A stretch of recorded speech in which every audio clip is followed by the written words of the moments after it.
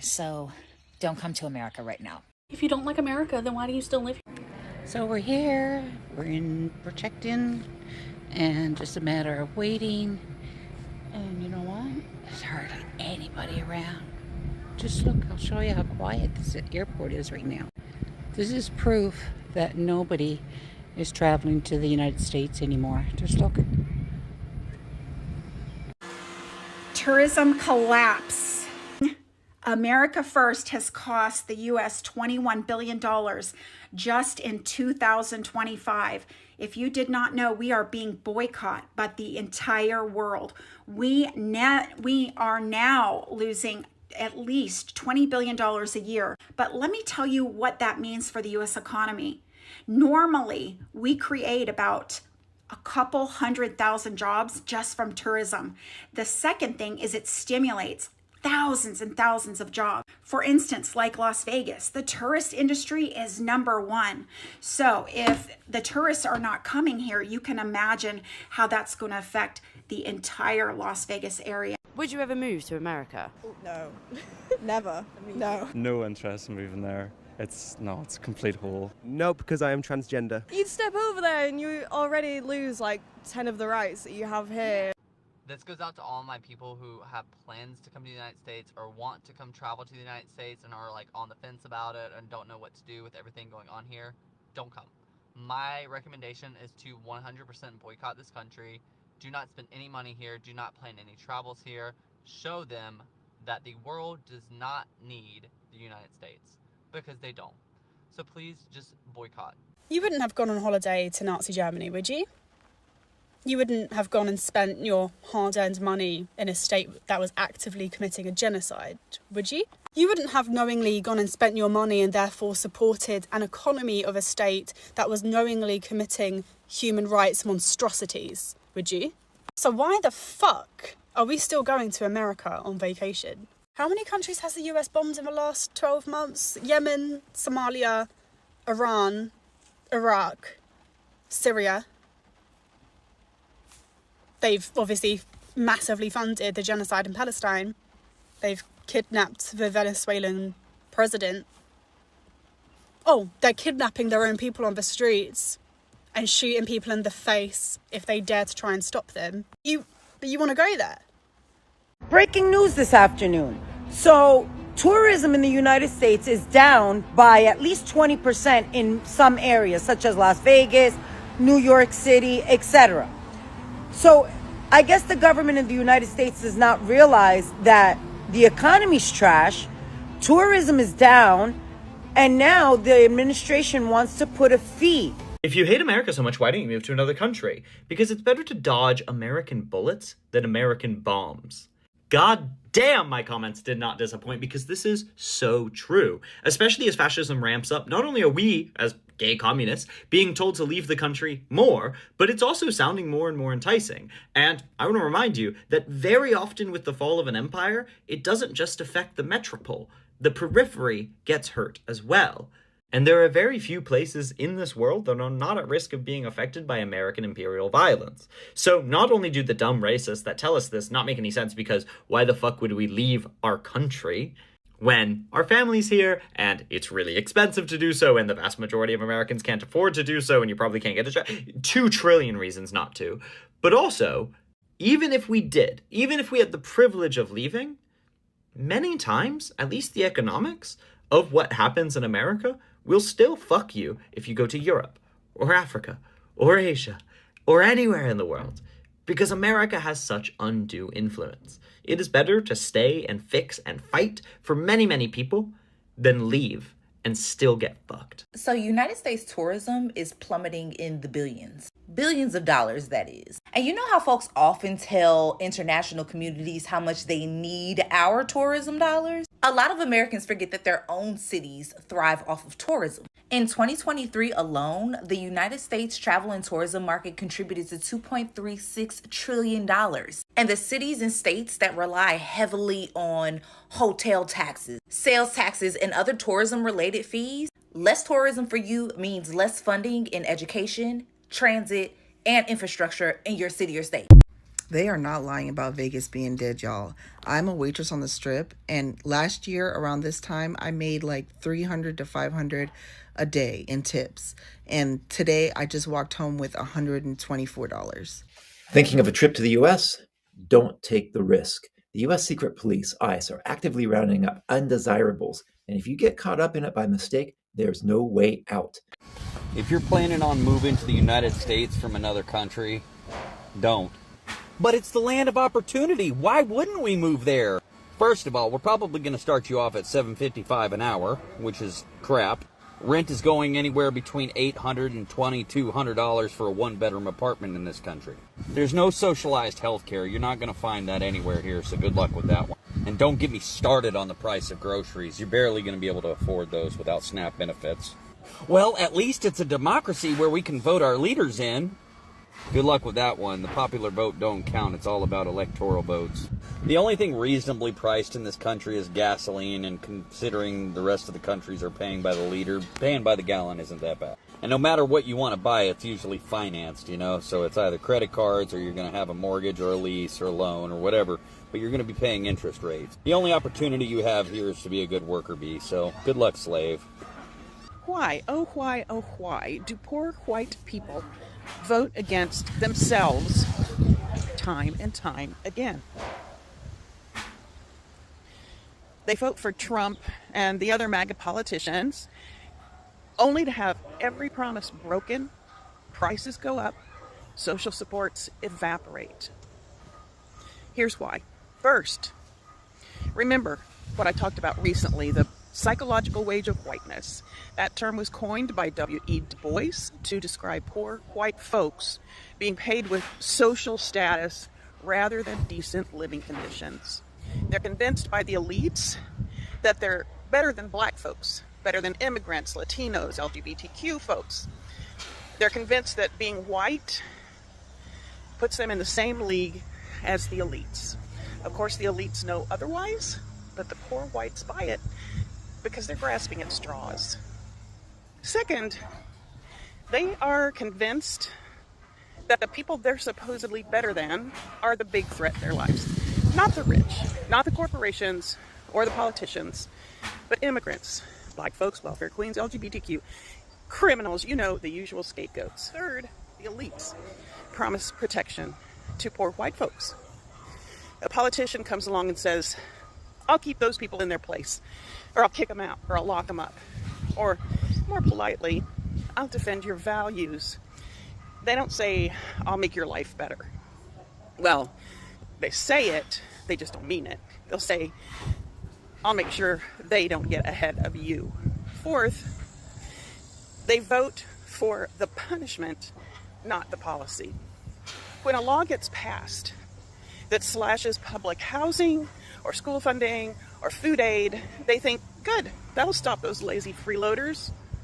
And they do some mental gymnastics that make them believe it's worth losing those things for their own families in order to see those problematic black people and immigrants and so forth being punished. It gets to a point where just seeing those guys being punished is reward enough, which is pretty sick, but that's how behavior works. Their housing, schools, and groceries are on the chopping block too, but they blame that on Biden. Always a scapegoat. They get hit by the same policies they were told would punish the others, and they blame the wrong people. The system fails them, but they've been trained to blame the scapegoats, not the cause, which is the rich people, the people they voted for. So they think the problem is still those people, not the fact that they were personally manipulated by the people they voted for. Why would anybody outside the U.S. visit the U.S. right now? The risks so outweigh any reason to go to the States, in my opinion. There's a woman that I worked with briefly in my 20s who was one of the first Canadians to end up in ICE detention. She was in there for fucking 2 weeks, getting like shuffled around the country. That scared the hell out of a lot of people in Canada. And with roving gangs of Gestapo like wandering around major cities, why would anybody go? go. The chances of getting scooped up, they're low. Yeah, they are. But a non-zero chance of ending up in ICE detention, which it's not like ending up in a county jail. These are concentration camps. They're a concentration of undesirables. That is a concentration camp. And people are dying in there. Canadians have died. Other people have died. So what could be worth it about the United States to risk getting scooped up? I have thought about it. There was a few months ago where I was going to go visit some friends in Florida, and man, did I really go over it in my head. I would have to bring a burner phone. I would have to have a lawyer's name and number written on my arm, an immigration lawyer. And the only thing that was making me think like, okay, yeah, this could be okay, is because I live in Toronto and US Customs is on this side. And so I could withdraw if I wanted to. But being down there, I'd be so stressed out, just constantly like looking over my shoulder, you know. Luckily, I'm very white. I'm like a stuck pig. I'm so white. So anybody, not just people of color, but like white people, like the woman I know, she's white. She's a tall, white, beautiful woman who got scooped up. It could happen to any of us. So why would anybody risk it? Risk our freedoms to go visit a country that is in total disarray right now. The tourism losses that the United States are suffering right now, they are very well deserved. They're not giving us any reason to go down there. There are so many commercials for individual states that I'm seeing during hockey games and during baseball games up here. Like, visit Texas, visit Maine, visit Kentucky, drink our alcohol. Fuck you. Absolutely not. My question is, why would anyone go? And is anybody going? And if so, how's it going? What's it like down there? Because it doesn't look good. Let me know.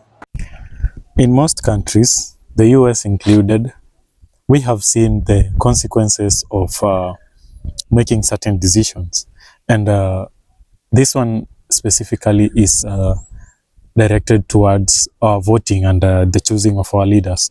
So that decision that you make with the vote that is your right to cast sometimes alters a lot of things in the country, not only to you as an individual, but sometimes it can alter the whole system, because we go ahead choosing the leaders depending on how we feel about them, or whether they are of our own ethnicity, our own race or something.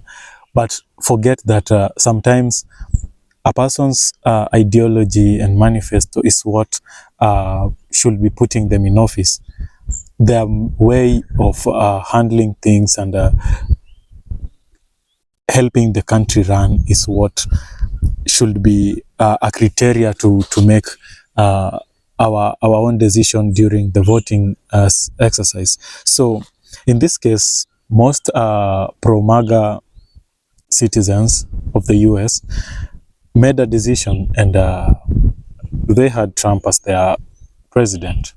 But with Trump as the president has brought a lot of changes, and now we find that most people are boycotting the US. And this one is affecting the tourism sector so much that people are now getting out on the social media and trying to warn other people not to visit the USA. And without knowing, people might be out there chest thumping and saying how much they don't care and stuff, but at the end of the day, it affects the general growth of the country. They get to lose a lot of income. And this is something that they, as a common citizen, you might not realize, but at the end of the year, when the budget is being read out there, that's when you'll know that there is an impact that has come to rise within the year. So people have decided to boycott the USA, and this is because of a lot of reasons, from the local authorities mishandling their own citizens, and people getting racially subjected, and nobody is willing to use their cash to go to a country that people will choose how to treat them depending on their color, will choose how to treat them depending on their ethnicity, you see. Going to a country that have already shown you how much they can go in regards to people who are not the citizens of that country, you have to be afraid to some extent. Getting to a country that slashes your rights as a human by half is not what anybody wants to spend on. That's not what anybody wants to spend on. Somebody will rather go to a third world country with beautiful natural sceneries and enjoy their stay there than going to a first world country that doesn't treat you well, or doesn't treat you in a manner that maybe you thought you should be treated, you see. So everybody is out there trying to tell or warn other people to kindly not visit the USA. And this is somehow bringing an uproar among the pro-MAGA people. And they feel like people are trying to walk away from them, and now they're playing victim and trying to make it all some other people's problems. While in real sense, it is not. It is their own decisions and their own mannerisms and how they've been conducting themselves that has made people to decide not to visit their country. And with such things taking place in your country, nobody will be willing to risk their own safety and their own peace to visit a place that they'll have to be watching their back every now and then. Another thing is that sometimes they advertise things like any other country advertises their tourism sector, and most countries depend on the tourism sector for their normal economic growth.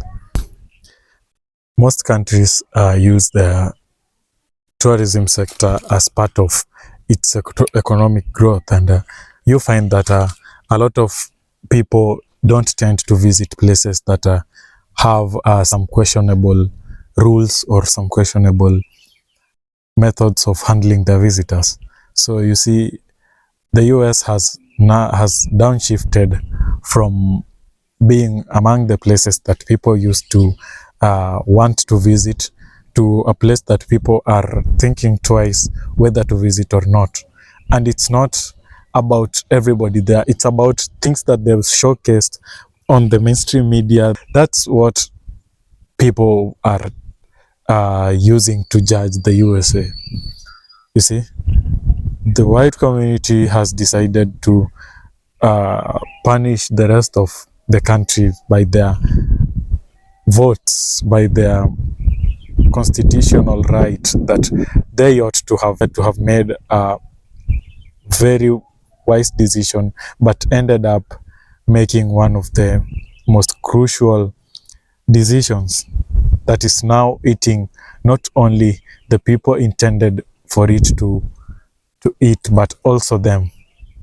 Also them, because when the ICE agents strike, they strike without looking at the race. And unfortunately enough, they are now more of like attacking the white community.